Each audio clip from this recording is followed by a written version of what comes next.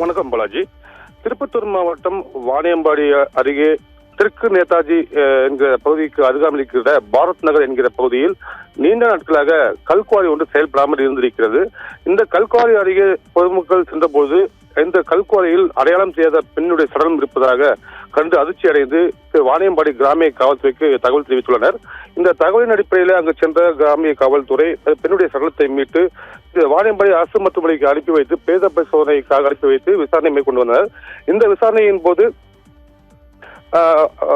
அரூர் அடுத்த பாபிரெட்டி பகுதியைச் சேர்ந்த அசோகன் என்பவருடைய மனைவி சசிகலா என்பதும் இவர் கடந்த சில தினங்களுக்கு முன்பு வீட்டில் உள்ள 24 சவரன் தங்க நகை மற்றும் 25,000 ரூபாய் பணத்துடன் காணாமல் போயுள்ளார் என்கிற புகாரை அவருடைய கணவர் பாபிரெட்டி பகுதியில் உள்ள காவல் நிலையத்தில் புகார் அளித்துள்ளார் என்பதும் தெரிய வந்துள்ளது. மேலும் இந்த விசாரணையை தீவிரப்படுத்திய பொழுது இந்த விசாரணையில் ஏற்கனவே கணவருடைய அசோகனுக்கும் அவருடைய மருமகன் அஸ்லம் என்பவருக்கும் பெரிய கடன் இருந்துள்ளது. சசிகலாவின் பெயரில் உள்ள அந்த சொத்தை விட்டு கடனை அடைக்க வேண்டும் என்று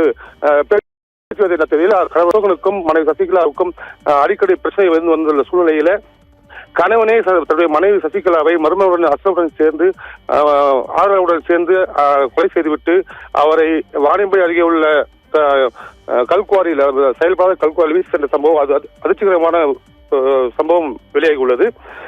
தன்னுடைய கடன் பிரச்சனைக்காக கணவனே மருமகனுடன் சேர்ந்து தன்னுடைய மனைவியை கொன்றுவிட்டு காணாமல் போனதாக, அதாவது நகை மற்றும் பணத்துடன் காணாமல் போனதாக புகார் அளித்து நாடகமாடிய சம்பவம் பெரும் அதிர்ச்சி ஏற்பட்டுள்ளது. பாலாஜி.